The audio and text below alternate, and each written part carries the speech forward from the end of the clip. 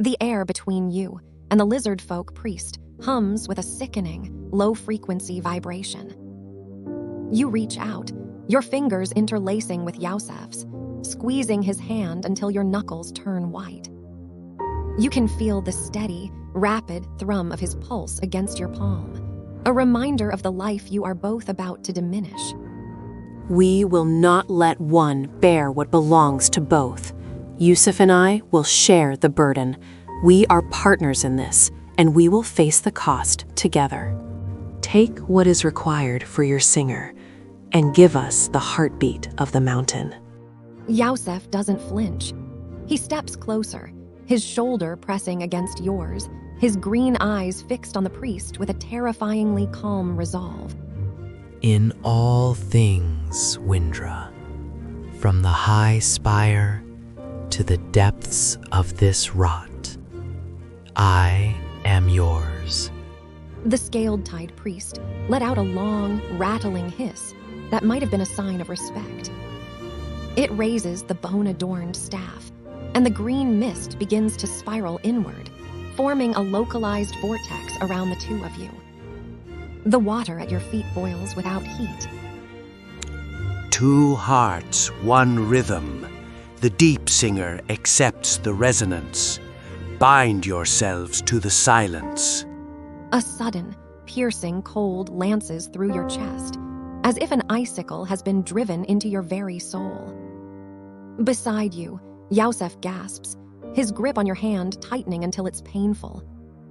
You feel a part of your inner fire, that tireless spark that kept you running through the crags, diminish, leaving a hollow, aching fatigue in its wake.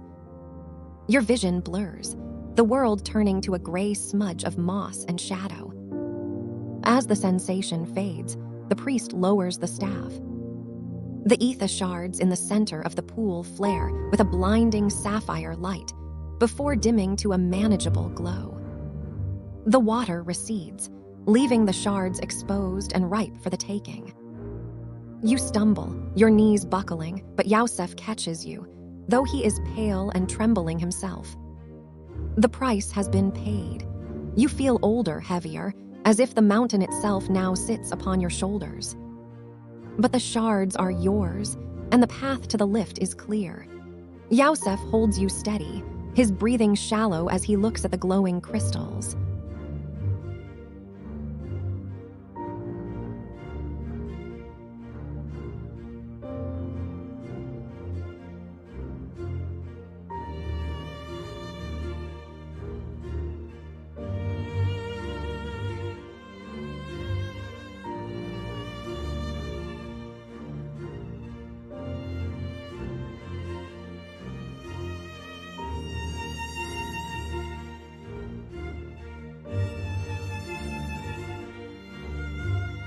The bone-deep chill lingers in your marrow, a ghostly reminder of the essence you just surrendered to the swamp.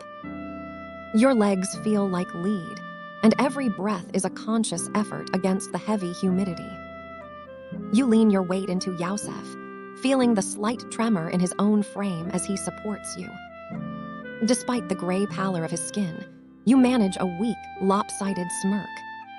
At least we'll have a matching set of scars to talk about.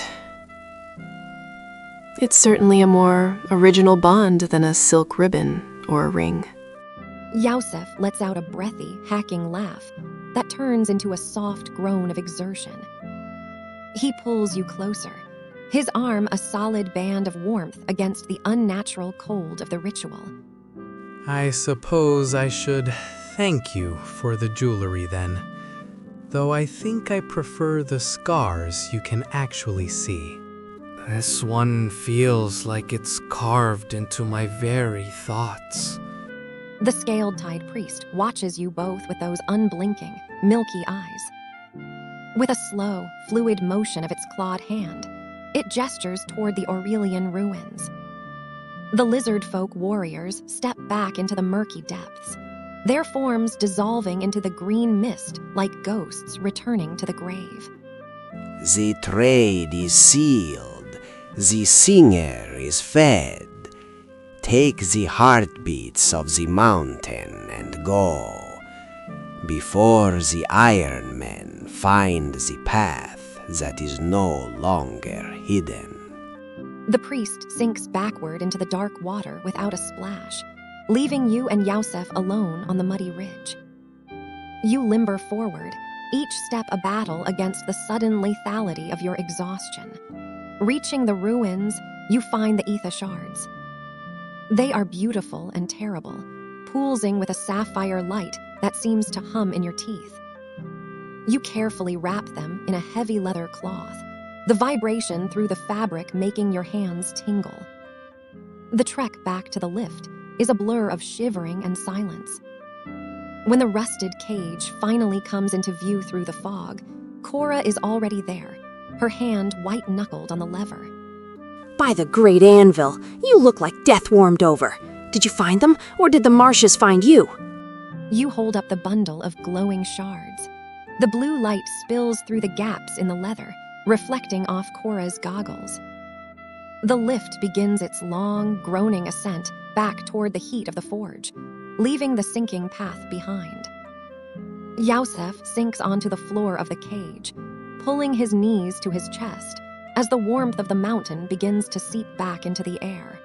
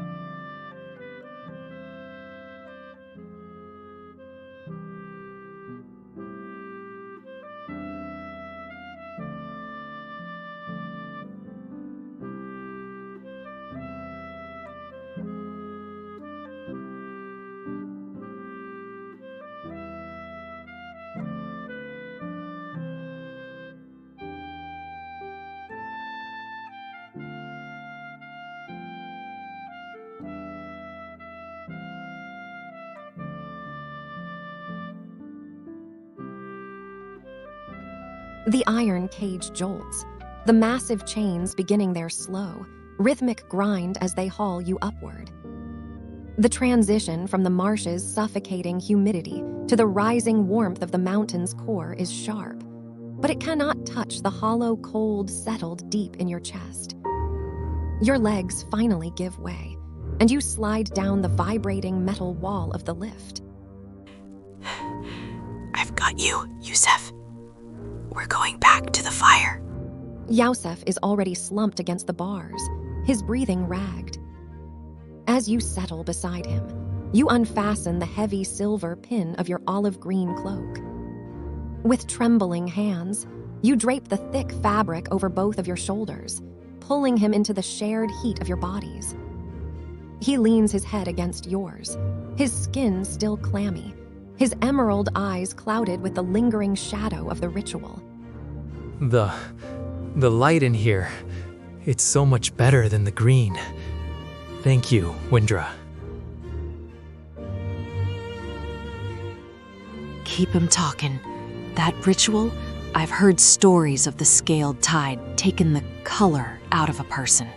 You two look like you've seen the end of the world and decided to stay for the credits. Cora stands over you, her shadow flickering against the shaft walls.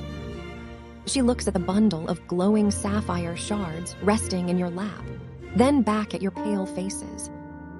She reaches out, resting a grease-stained hand on your shoulder for a brief moment of uncharacteristic tenderness. You did it, though. Hager's gonna have a fit when he sees the state of you, but he'll have his spark. Just hold on a little longer. We're almost to the Great Forge. The lift crests the final ledge, the cage door sliding open to a blast of sweltering heat and the thunderous roar of industry. High Smith Hager is already there, his massive form silhouetted against the rivers of molten ore. Hagar watches as Cora helps you and Yusuf limp out of the lift, draped in a single cloak like survivors of a shipwreck.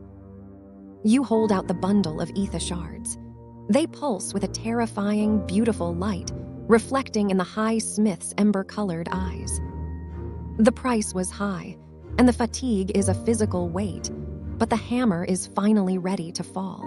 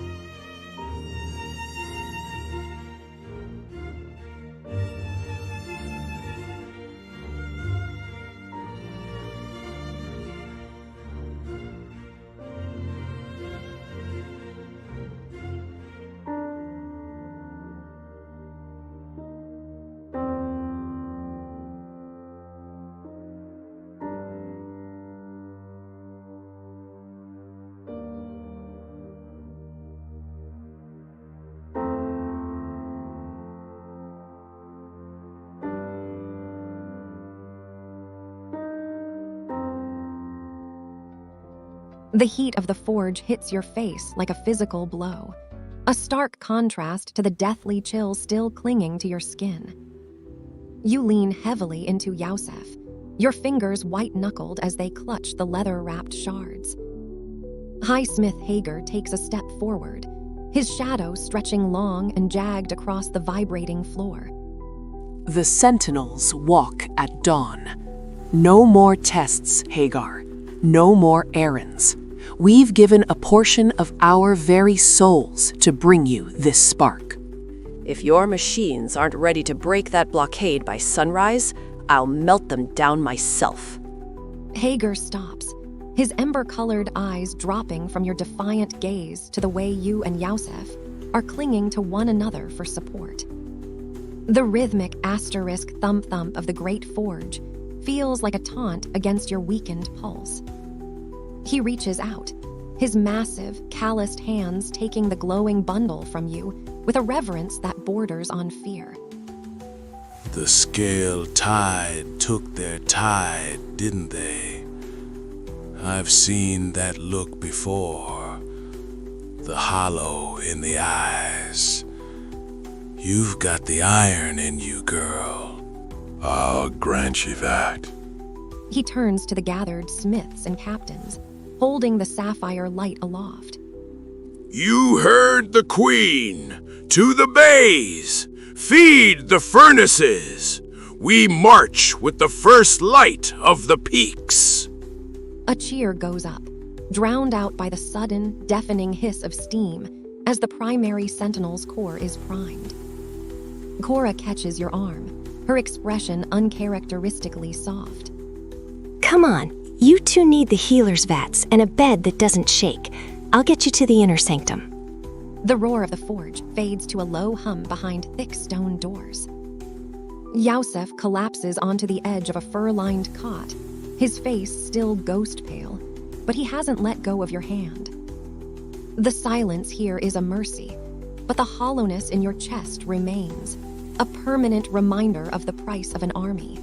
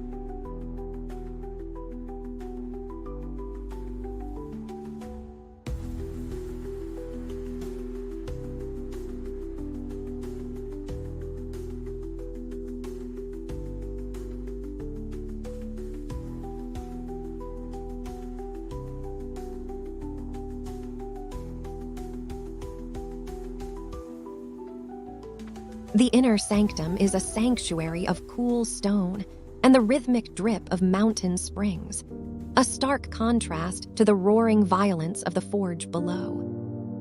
You sink onto the edge of the cot beside Yusuf, your joints feeling as though they've been replaced by rusted iron. The exhaustion isn't just physical. It's a hollow ache in the center of your chest where the scaled-tied priest reached in and took his due.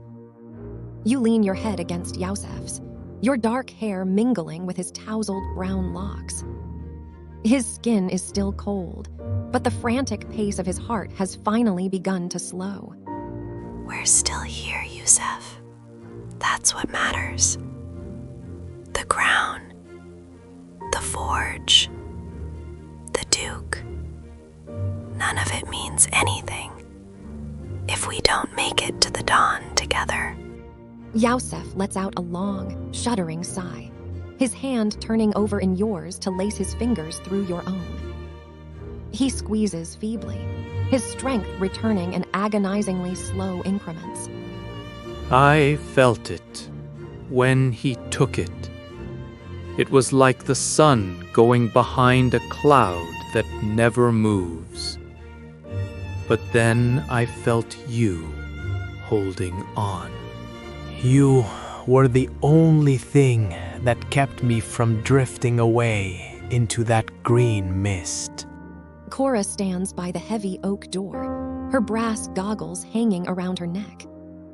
She watches the two of you with a solemnity that replaces her usual abrasive energy. She sets a tray of steaming medicinal broth and thick furs on a low stone table. Drink the willow bark tea. It won't give back what the singer took, but it'll stop the shivering. I've posted sentinels at the door. No one disturbs the queen tonight, not even Hagar. Cora slips out, the heavy door thudding shut and leaving you in the soft, amber glow of the hearth. The silence is absolute, a rare gift in the heart of a mountain at war. Yusuf shifts, pulling a heavy fur blanket over both of your laps. He looks at you, the color slowly returning to his lips, though his green eyes still carry a haunted shadow.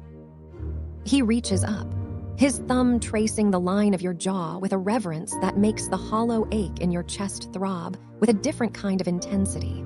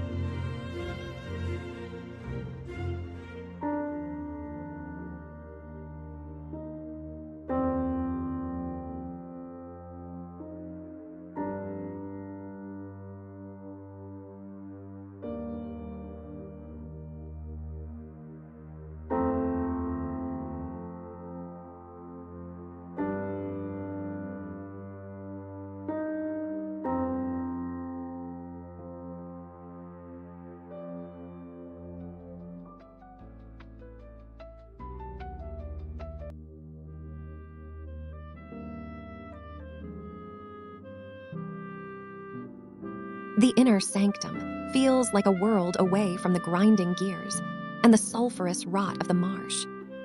You shift closer to Yusuf, the thick furs of the cot rustling beneath you. With a slow, heavy movement, you lean your head against his chest, your ear pressing against the dark, ornate vest of his traveler's silks. Just stay like this. Remind me that we survived. I need to hear that your heart is still beating, Yusuf. Initially, the rhythm is faint, a stuttering pulse that mirrors the hollow cold in your own chest. But as you remain there, the warmth of the hearth and the proximity of your bodies begin to work a slow magic. The beat grows steadier, a firm asterisk thump-thump that anchors you to the present. Yusuf rests his chin atop your head, his arms winding around you with a protective, if still somewhat fragile, strength. It's beating for you, Wyndra. It always has. Even when the priest reached in, I could feel your hand. It was the only light in that darkness. He exhales a long, shaky breath, and you feel the tension begin to drain from his shoulders.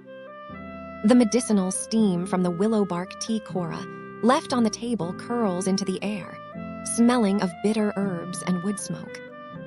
For a moment, the crown you seek to reclaim and the war waiting outside the door feel like distant shadows. We gave up a part of ourselves today. I can feel the space where it used to be.